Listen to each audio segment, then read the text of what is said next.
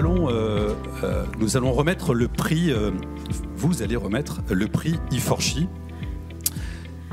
Quand je suis arrivé sur Femmes en EA il y a 3 ans, je me suis dit c'est un événement qui crée de l'émotion, mais il n'y a pas beaucoup d'hommes.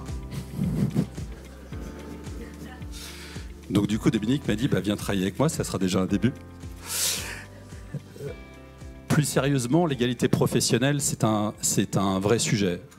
Pourquoi c'est un sujet pour Femmes en EA? Tout simplement parce qu'on parle de parcours. On parle de parcours de femmes. Et l'égalité professionnelle, je pense qu'on est dans le sujet des parcours et l'attention qu'on peut avoir vis-à-vis des parcours. En l'occurrence, là, on parle des femmes. En plus, on est dans un contexte, il vient d'y avoir la publication des index de l'égalité pro. Il y a la loi Rixain qui a été votée au mois de décembre. D'ailleurs, on a eu la députée Marie-Pierre Rixain qui a fait le lancement de la charte dont on va parler un petit peu après, la charte égalité pro que Réseau H souhaite en fait impulser auprès de toutes les structures EASAT avec différents partenaires et notamment le réseau GESAT. Et donc pour nous, pour se dire que finalement on était un peu en phase, il y a effectivement le rôle de l'homme dans l'égalité pro quand on parle des droits des femmes et des parcours des femmes dans les entreprises. Alors tout ça fait que je ne peux pas m'empêcher de vous dire quand même que, et je n'ai pas demandé, je ne t'ai pas prévenu Dominique, mais c'est vrai que là, depuis quelques jours, je vois des index sur l'égalité pro qui sont tous excellents. C'est à se demander s'il y a un sujet en fait. Mis à part ça, c'était un petit trait d'humour pour ceux qui le prendraient mal. N'empêche que ce qu'il faut retenir, c'est quand même, je pense, que du coup le sujet existe vraiment. Le sujet est posé. Il est dit aussi, et on le comprend bien, que tout ça est un cheminement. Il y a aujourd'hui des objectifs qu'on appelle les objectifs 2030, avec, vous avez peut-être les détails, 40% des femmes qui doivent monter dans les gouvernances des entreprises, entre autres. Ça fait aussi, je pense, que le sujet est pris en compte dans les instances dirigeantes de manière générale, et ça progresse déjà, bien sûr, mais ça devrait s'accélérer. Et puis la troisième chose, même s'il y en a d'autres, c'est que du coup, il faut aussi que les hommes s'impliquent. C'est pour ça que Dominique m'a demandé de parler du sujet. Bon, tout ceci, en fait, on a souhaité, et on l'a anticipé avec des partenaires, le mettre en avant. Bien sûr qu'on est sur les achats responsables, bien sûr qu'on est sur l'emploi et le recrutement des personnes en situation de handicap et leur environnement, mais on est aussi sur tous ces parcours qui sont proposés en fait dans les structures. Le réseau GESAT le rappelait tout à l'heure, on parle de 150 000 personnes et peut-être plus demain, si tout le monde s'applique un peu plus, parce qu'elles sont capables en fait d'intégrer plus de gens. Donc, notre partenaire ONU Femmes France nous permet là maintenant de remettre un prix ONU Femmes France qui est le prix I4CHI. Alors, donc le lauréat, il agit au quotidien pour permettre aux femmes en situation de handicap de travailler dans la sérénité, dans la joie et dans l'efficacité aussi et la reconnaissance de leurs compétences. Il développe depuis plusieurs années des actions innovantes au sein d'un programme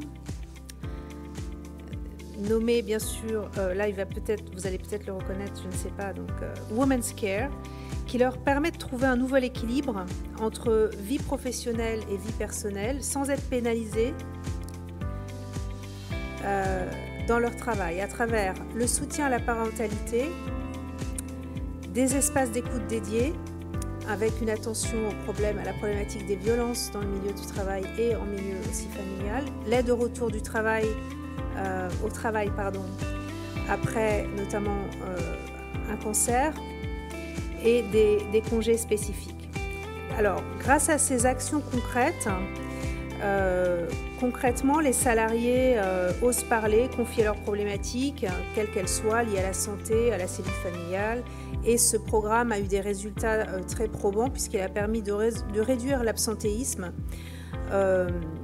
des femmes salariées en situation de handicap et de libérer la parole sur tous les sujets que je viens de citer. Et ce qui est très intéressant, c'est que ce programme est en phase d'être aussi déployé, mis à l'échelle, donc pour l'ensemble des salariés en situation de handicap ou non. Donc voilà, je tiens donc à féliciter, maintenant je peux dévoiler son nom je pense, voilà. C'est donc Henri Aurélien Chopineau qui a donc...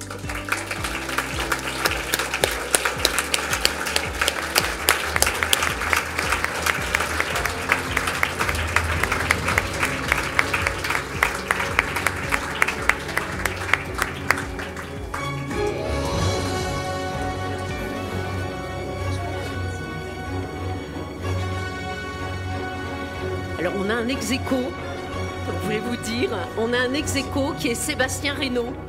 Donc voilà, le jury a eu du mal à se départager. Sébastien, venez avec nous. C'est pas grave, on s'en fout. Voilà, et effectivement, on a eu le même nombre de votes. Donc on s'est dit, on va faire 2 ex-aequo qui sont 2 hommes formidables.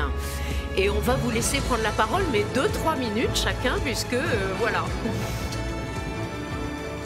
On va vous donner aussi votre petit cadeau. Voilà, vous m'entendez ou pas? C'est un honneur de recevoir ce prix Forchy. Je vais le dédier aux 2 filles qui m'accompagnent, puisque tout à l'heure vous parliez, Madame Benedetti, d'empowerment. On le traduit en français par autonomisation ou capacitation, et c'est quelque chose que on œuvre au quotidien pour ces valeurs-là dans les entreprises adaptées. Alors encore plus pour les femmes, mais pour tous nos salariés. Donc on ne fait pas de différence et c'est une juste récompense. Et à travers ce prix, je pense qu'on honore plus nos collaboratrices qui, dans nos structures, trouvent l'égalité des chances et une équité parfaite. Donc je suis très honoré, je vous remercie tous et toutes.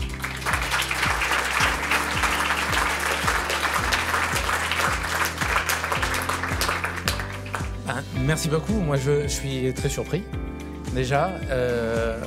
En fait, si ça me permet aussi de rencontrer Emma Watson, parce que je suis un fan d'Harry Potter, donc je trouve super. C'est un prix qui me touche beaucoup parce que c'est des situations, on a dû trouver des solutions par rapport à des situations qu'on connaît tous les jours, en ouvrant l'entreprise adaptée ou les AT à 7h30 tous les matins. C'est des solutions qui malheureusement n'existent pas dans mes livres de cours d'école de commerce d'il y a plus de 20 ans, ni dans le gros livre rouge de l'inspecteur du travail. C'est toutes des équipes pluridisciplinaires qui ont trouvé ces solutions. Comme l'a dit madame tout à l'heure, effectivement, c'est un programme qui s'appelle Women's Care, auquel on prend soin de nos femmes. Et il y en a certaines ici qui sont présentes aujourd'hui, de les Noël Legault et de Villiers-le-Bel. Bravo à elles. C'est à elles que je dédie ce trophée. Merci à vous.